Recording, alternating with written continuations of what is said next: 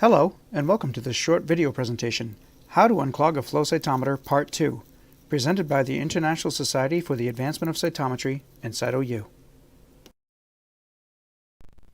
In this short multimedia presentation, a systematic breakdown of the common steps towards unclogging a flow cytometer will be described. Although the specific examples given may not apply to all instruments, the methodologies described should apply to any flow cytometer. Always consult with your instrument's manufacturer for guidance and do not attempt any procedure which may void your service contract or warranty. My name is Jellison, Director of Flow Cytometry at the University of Connecticut School of Medicine, and I'll be your narrator for today's presentation.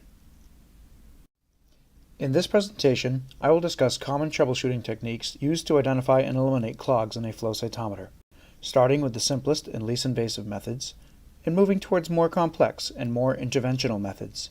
May we never forget Shapiro's first law of cytometry: a 51 micron particle clogs a 50 micron orifice. Part 2. Soft Interventions. Once you have verified that the cytometer presents as all systems normal, the next place to look for an easy unclog solution is to visually inspect the sample injection port.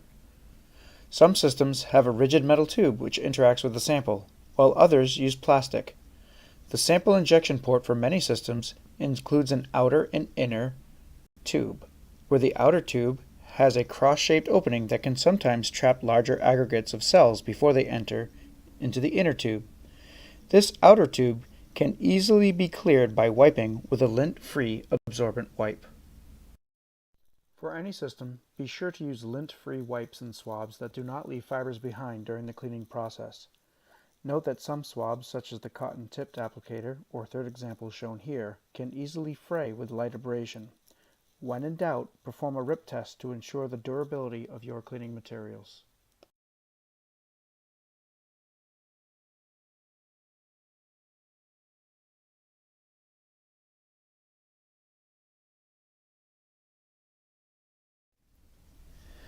For systems such as the example shown here, the needle arm is responsible for delivering the sample to the sample injection port. For this system, both the needle arm and sample injection port should be checked and appropriately cleaned.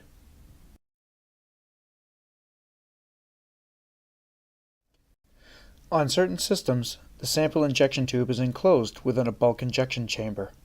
The sample injection tube can be accessed and cleaned using the Change Sample Filter command within the software. When prompted, drop the sample line below the lower edge of the bulk injection chamber in order to gain access. Once the sample line is below the lower edge of the bulk injection chamber, it can be cleaned as needed.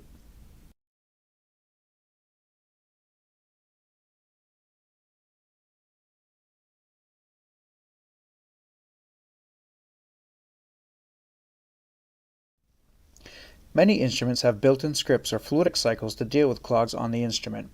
These rely on backflushing of sheath or air through the sample line or flow cell in order to push out clogs. Some systems perform a quick backflush each time the sample is removed from the sample injection tube, but longer backflush cycles can be initiated. Check your instrument for similar fluidic cycles, including those that are primarily designed to remove air from the flow cell. They may be called degas or purge bubbles. If a backflush procedure doesn't unclog the instrument, it may be necessary to force detergents or other cleaners into the system. Always use detergents or cleaners that are compatible with your instrument. Install a tube filled with cleaning solution on the sample injection port and mark the fluid level on the tube. Run the instrument at maximum sample injection rate for several minutes and observe if the liquid has moved from its original line. Some systems have software programs which force cleaning solutions into the sample injection tube.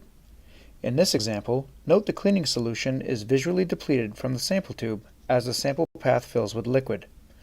Upon satisfactory cleaning, it is always important to rinse away any detergent residue from the sample port using copious amounts of purified water. It is especially important to do so prior to loading samples back on the instrument. As with any assay, reproducibility is key. This too is true for procedures as unglamorous as clog removal. To this end, it is important to verify that the instrument has not changed in any way as a result of your intervention. Ideally, you can rerun a sample that was successfully run before the clog occurred, but in the absence of such a sample, control cells such as glutaraldehyde-fixed chicken red blood cells, leftover compensation control samples, or even quality control beads can be used to verify the instrument's performance. In a pinch, you might elect to run an aliquot of a new sample to verify that the clog has indeed been removed and your instrument is performing as expected. We have reached the end of this presentation. Thank you for tuning in.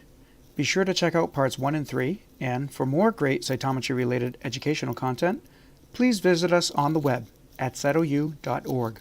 On behalf of the International Society for the Advancement of Cytometry, thanks for joining us.